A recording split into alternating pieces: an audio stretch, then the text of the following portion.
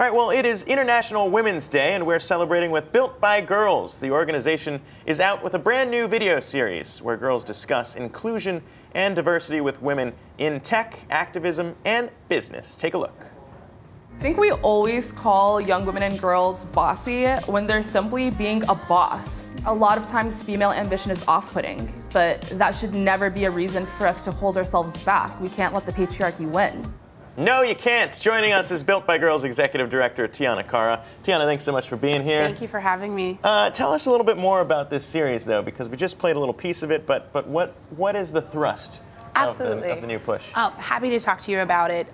Essentially, we as a small team of 7 women took some time to really think through what it would be like if we were in a world that was built by girls. And what that means to us is essentially if women were at the forefront of really crucial conversations, if we were included from day one. And in that world, you know, diversity wouldn't be that difficult. We would go big and go home. You know, we choose collaboration over competition. It was really a great opportunity for us to really envision this utopian place.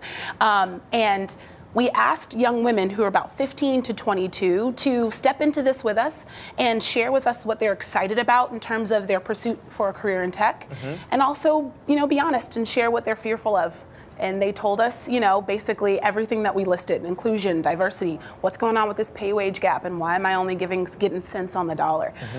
So this series is our way of giving these young women a voice and letting them not be in a room alone. They're sitting across from some really powerhouse people. So in that clip, we were hearing from Amani, from the founder of MuslimGirl.com, but yes, sitting across from her is one of these young girls, 15 to 22 years old. Tell us a little bit about the mentorship that Built by Girls offers. Absolutely. As an organization, one of our marquee programs that we have is called WAVE, and it's a one-to-one matching platform that connects young women and femme non-binary students with professionals who have a variety of different jobs.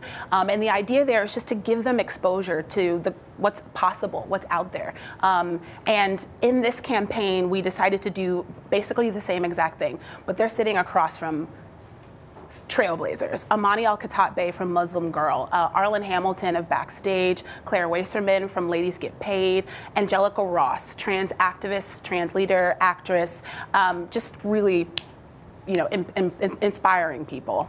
Aside from mentorship, though, I mean, when we talk about the issue in terms of, you know, the gap in tech, yes, specifically, and one of the pieces I think we highlighted on the show earlier this week was funding. Yeah. And looking at female founding companies only garnered about less than 3% of all VC money. It's shockingly low. I mean, what do you think is the cause of that? Is it because women in tech, I should say girls, aren't getting the training at a young age to be in tech, or is it, what's the problem? You're absolutely right. With 2% of venture capital right now, I think it's not young women not necessarily getting the training, or what people call like a pipeline issue. It's truly a buzzword, to be quite honest, because folks are thinking that the solve is essentially teach them young. But that's one step that's necessary. There's a full holistic process that's required. And where we step in is dealing with some of the psychological and systemic hurdles that they essentially experience. So you're hearing from these girls every single day, yes, and you're hearing about their biggest fears and concerns of entering a space where that wasn't built for them, the yes, tech space, right? So what are you doing? What types of advice help them the most to kind of get over their fear of the lack of inclusion, the lack of diversity? At BBG, we start to actually give our professionals who are the experts on WAVE, for example, we give them these guides to facilitate conversations that they're having young women. So essentially they can just share their story. It's really interesting how powerful your story can really be to a young woman or femme non-binary person in high school or in college.